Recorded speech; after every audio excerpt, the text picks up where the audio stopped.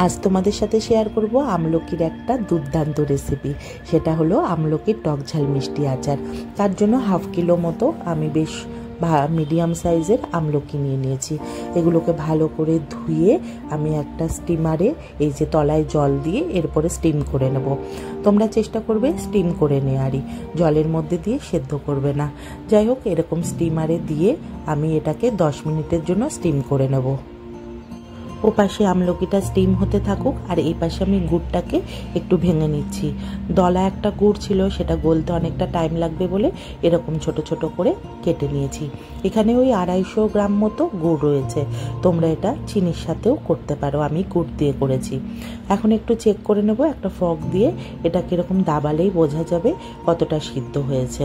এখনও একটু সিদ্ধ আর একটু বাকি, একটু শক্ত শক্ত রয়েছে। তো চেক করে নিয়ে আবার 5 মিনিটের জন্য আমি ঢাকা দিয়ে দেবো। আমলকিগুলো একটু ভালো মতো সেদ্ধ করবে, দেখবে কয়েকটা ফেটে ফেটেও যায়, তখনই বোঝা যায় যে আমলকি ভালো মতোভাবে সেদ্ধ হয়ে গেছে। সেদ্ধ করার পরে ওখান থেকে নামিয়ে নিয়ে আমি একটা টিস্যু দিয়ে ওপরের বাড়তি জলগুলো আমি মুছে নিচ্ছি।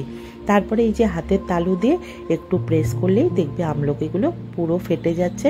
আর এই যে এইভাবে ছাড়িয়ে মাঝখানের বীজগুলো আলাদা করে নেব। খুবই ইজি, তবে খেয়াল রাখবে বেশি গরমে যেন হাত দিও না, একটু ঠান্ডা হওয়ার পরে তারপরেই করবে। এই যে এখনো বেশ একটু গরম গরম আছে, এই বীজটা ছাড়ানোর সময় তখন একটু প্রবলেম হয়। এই যে একটু ঠান্ডা হওয়ার পরে 2 হাতের তালুর মাঝখানে একটু প্রেস করলেই পুরো দানাগুলো খুলে খুলে আসে আর মাঝখানের বীজটা আলগা হয়ে যায়। আমার এদিকে সবকটা আমলকির বীজই ছাড়ানো হয়ে গেছে, আর এই দেখো এতগুলো বীজ বেরিয়েছে। আর সম্পূর্ণটা আমলকি এই যে ছাড়িয়ে আমার পুরো রেডি। এবার গ্যাসের মধ্যে আমি যে ওই যে গুড়টা কুড়িয়ে রেখেছিলাম সেই গুড়টা এখন জালে বসাবো। গুড়টাকে প্রথমে হাই ফ্লেমে দিয়ে, কোনো জলমল অ্যাড করিনি কিন্তু আমি, গুড়ই এটা গলে এই যে মেল্ট হচ্ছে, এর মধ্যে কোনো জল ইউজ হবে না, তাহলেই অনেক দিন পর্যন্ত এই আচারটা ভালো থাকবে। তো ভালো মতোভাবে গুড়টা যখন এই যে জাল উঠে গেছে, এবার আমি আমলকিগুলো দিয়ে দেবো। আর আমলকি দিতে দিতে একটা বড় অঘটন ঘটে যাচ্ছিল, দেখবে এখনই সেটাই। একবার দেওয়ার পরে এই দেখো হাতটা নামাতে গিয়ে পুরো হ্যান্ডেলটাই লেগে আমার পুরো গুড় উল্টে যাচ্ছিল।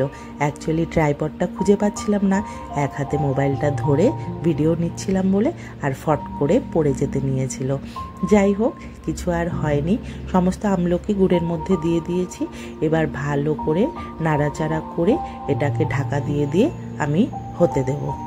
এই টাইমে গ্যাসের ফ্লেমটা মিডিয়ামে রাখবো, মিডিয়ামে রেখে ঢাকা দিয়ে দিয়ে এটাকে হতে দেব। আর এর থেকে আপনি দেখবে অনেকটা জল ছাড়তে আরম্ভ করবে, কিন্তু মাঝে মাঝেই ঢাকা উঠিয়ে এটাকে নেড়ে দিতে হবে। আর গ্যাসের ফ্লেমটা কিন্তু মিডিয়ামেই রাখতে হবে। আমলকি দিয়ে অনেকটা জল ছাড়ার পরে দেখেছো কতটা ঝাঁজ উঠে গেছে। তো এই কড়াইটাই নাড়তে একটু অসুবিধা হচ্ছিল, আর একটু বড় কড়াই হলে বেশ ভালো হতো। যাই হোক, দিয়ে ফেলেছি, এর মধ্যেই অবশ্য আমি করেছিলাম। আস্তে আস্তে এটা এখন হতে থাকবে। যখন দেখবে কালারটা একটু ব্রাউন টাইপের হয়ে আসছে, তখন তার মধ্যে আমি পরিমাণ মতো বিট লবণ আর 1 চা চামচ আমি লঙ্কার গুঁড়ো অ্যাড করেছি।